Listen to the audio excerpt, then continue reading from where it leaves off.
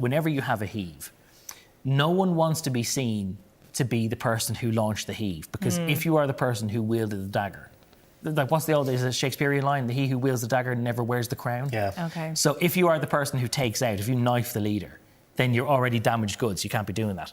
If you have a situation where a leader is toppled and nobody knifed them, then it's kind of fair game for everyone, because you don't have ambitious people who are sort of sitting around going, God, I'd love Leo Varadkar's job, but I can't be seen to be pushing him over. And there are a few people who certainly would. But if the DPP then does the job for them, then they sort of might feel like they're entitled to be a little bit more aggressive in the push. Do bear in mind as well, if Leo Varadkar does face prosecution, there is no way in hell he can remain in government. In fact, he probably can't remain as a Fine Gael leader. Doubtfully whether he could even remain on as a TD if he was still facing charges, even with the presumption of innocence, because of the standards of high office. The last Fine Gael leadership contest took about 2 months.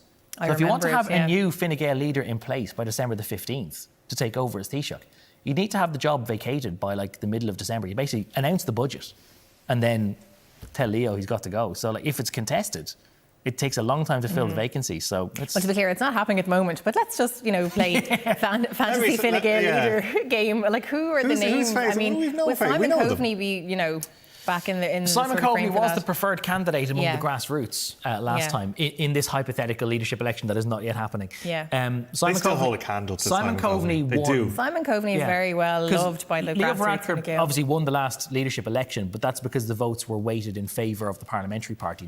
Simon Coveney was by far the more popular candidate among grassroots members, and even among local authority members. It was genuinely only TDs and senators that pulled Leo over the line.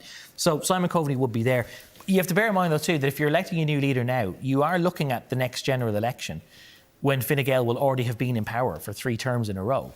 So if you choose Simon Coveney as your leader, yes, he might be a very valuable and capable leader, but when it comes to the next general election, will he be the guy that gets you a 4th term? Or do you even expect to get another term? Do you say we need a leader for opposition? And like the 6 ministers that have gone in cabinet right now, Leo Varadkar's been in cabinet since day one of this administration, since like February 2011. Leo Varadkar has been there. It's 11 years unbroken in cabinet. Simon Coveney exactly the same. Pascal Donoghue has been in cabinet since 2014. By the next election, he could be there for 11 years, as has Heather Humphreys. Simon Harris has been in cabinet since 2016, so he's already been there for 6 years. The new blood is Helen McEntee, and then at the junior ministerial ranks, the likes of Josepha Madigan or a Brendan Griffin or a Hildegard Naughton, they're the newer TDs.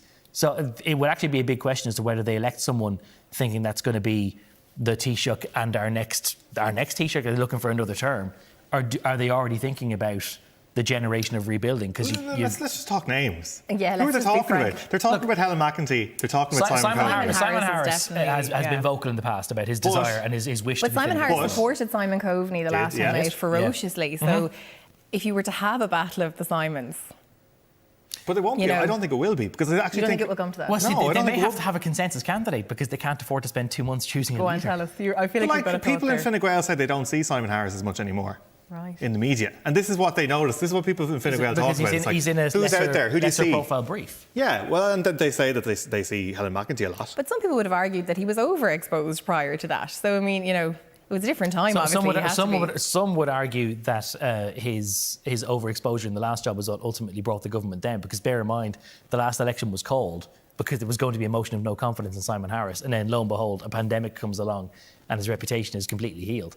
But if it had to be done at short notice because you needed to have a new leader in place by December, you probably couldn't afford to have a contest. So then would it become Coveney by acclamation because he's the deputy leader in a safe pair of hands? I need to hear your thoughts on this. I feel like it could be. It could be. I mean, those are the 2 names that people in Fine Gael talk about. It's Helen McEntee and it's Simon Coveney. Yeah. Simon Harris isn't mentioned as much as he would have been maybe a year ago. Those are the 2 names, and people who are deep in Fine Gael, they think that Helen McEntee, they've identified her from a long way out as being somebody they think will be a long-term hope for the party. But the only thing whether or not it actually ends up, people do this all the time. You have to try and choose a leader who is both a capable politician but also has this sense of personality that people can get behind. And there was an argument, yes, that Simon Harris was overexposed. In a way, you can almost argue that Helen McEntee as a personality is underexposed, because you see a lot about what she's doing in her day job, but do you know very much about her as a personality beyond her family history, taking maternity leave and the circumstances of her father's passing and how she came into the Dáil in the first place. Don't know much about her in terms of what gets her up, what she spend her weekends doing, what TV does she like. You don't get much of that on Instagram. They start wheeling out a couple of feature pieces, you know what I mean? There'll be profiles done. That's how this works, you know? It is, but the thing is that it is being talked about. Do you know what I mean? Oh, the definitely. fact of the matter is that it is being talked about. Amongst people outside of the bubble. Like, we talk about the bubble, we talk about, journalists and politicians, my civilian friends who don't work in media, like, that aren't, they're like, they would say, oh, is Helen McEntee going to be the next leader of Fine Gael? Like, it comes up in conversations at the brunch table. It's you know talked what I about mean? in ways that people don't talk about a Fianna Fáil leadership. Anyway. Yeah, that's fair. That's actually a really good point. Yeah. Because it was a time when it was like, oh, is it going to be Barry Count? Is it going to be Dara Calleary? Is it going to be Jim O'Callaghan? That's all just evaporated away now. All right.